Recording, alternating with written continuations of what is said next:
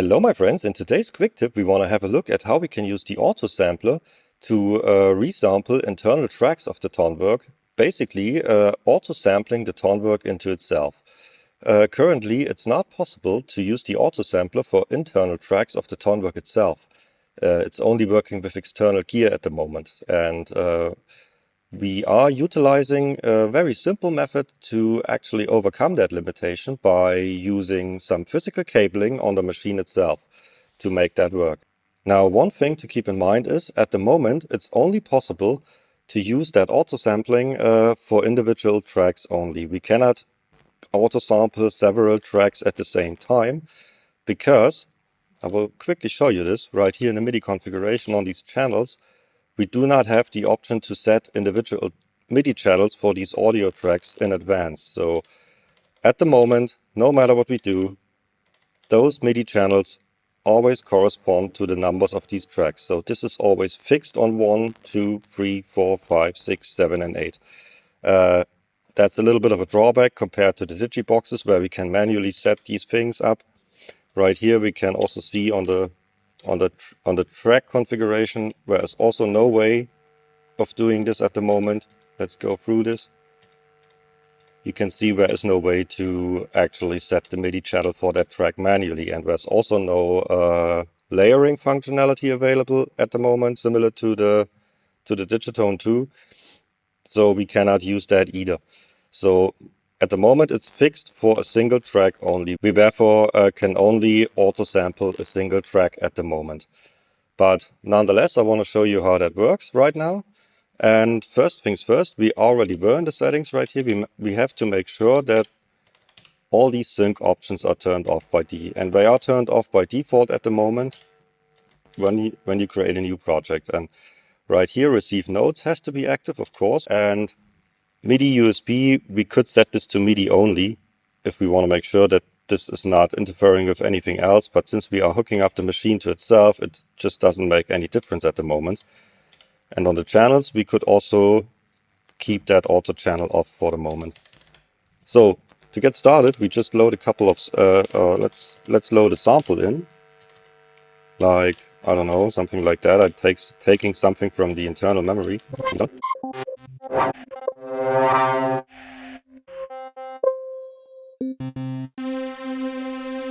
Just take something. Doesn't actually matter. We just want to quickly make a sound right here. I just have to turn up the volume so that I hear it a little bit better. And now I just assign it here.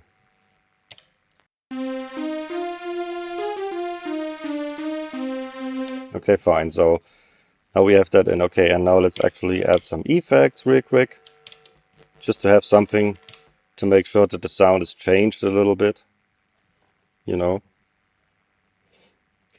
There was something happening.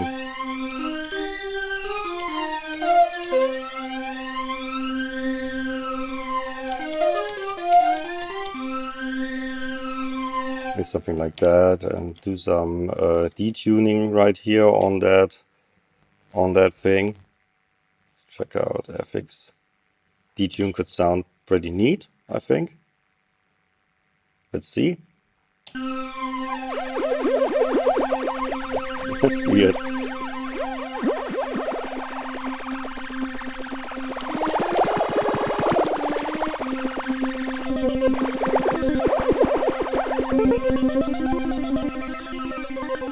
Yeah, let's not overdo it too much. Just for demo purposes, you know? Not for more than that.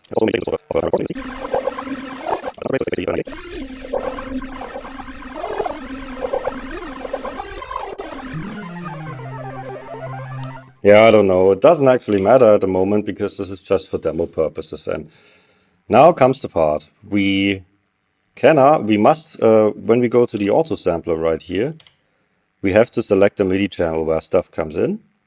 And that track is on MIDI channel 1 already. Now, if we do a yes, at the moment, we won't hear anything. See? And it tells us that no input is detected. So we have to make sure that the input is connected. And for that, I have prepared a couple of cables right here. So I will quickly put these in. That's the first. That's output C. And I go into output A. And right here, that's output D. And I go into input B. Yeah. And now you might guess it, when I go to the back to the auto sampler and press yes, still nothing happens. There is no MIDI connection just yet. So we take that MIDI cable and took it up to the MIDI input and the MIDI output. Like that. That's already it. So that's the physical connections that we need. And now we go to the track and just set the output to where we want it to be. It's on AB at the moment, so I set it to CD so that this track comes out here and goes straight back in here. Let's go to the next track now and see on the source page if that might not be a little bit too loud. Let's have a listen. Yeah, it's a little bit too loud. So let's reduce those input levels here to something like, I don't know, 6.5 or something.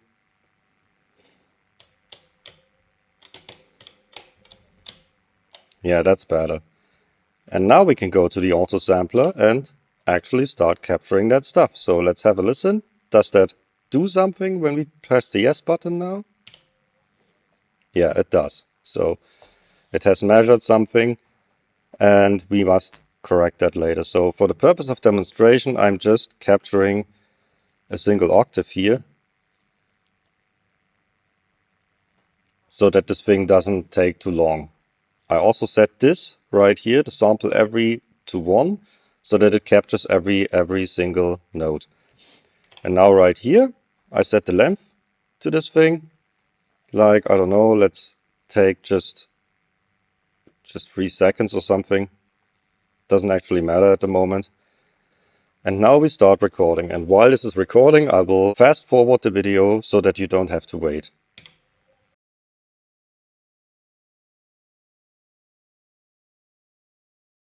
Okay, now it's done. So let's have a listen to what we've just recorded with the auto sampler on an actual track. So we go to maybe, let's say, track number 2 and assign the multiplayer machine here. Scroll down towards the bottom where it has some weird names on it, and let's actually load that one in and see how that sounds like. It should be... Oh, that's amazingly loud. Let's... Oh, come on. Let's turn that level down.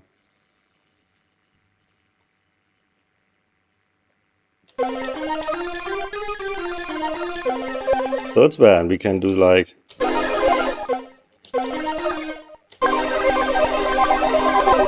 Of course, you know, and now we have all these effects free again and can work further on them if we wanted to.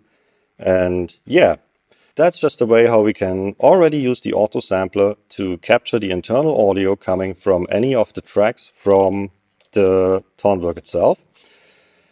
And we can also do the process for the bus tracks. That's the way that we currently use the auto sampler to sample internal tracks of the Tonverk straight back into itself to actually get some FX slots free again and further work on these things. But you know, in a real world situation, I would say this is not necessarily helping us that much at the moment, because a much better way would be to just layer stuff on top of each other and capture those things instead. Because that way we could have completely different sounds stacked on top of each other and record those back in as a single multiplayer instrument, which would make a whole lot more sense. But that's again something where Elektron has stripped away functionality that was already there on our digiboxes. We cannot select the MIDI channels for the individual tracks manually. We can't do that at the moment. I hope that this will come back into the machine, of course, but you know, at the moment that's the way it is. Okay, my friends, I hope you found that video useful, and yeah, I would say I see you in my next video. Bye.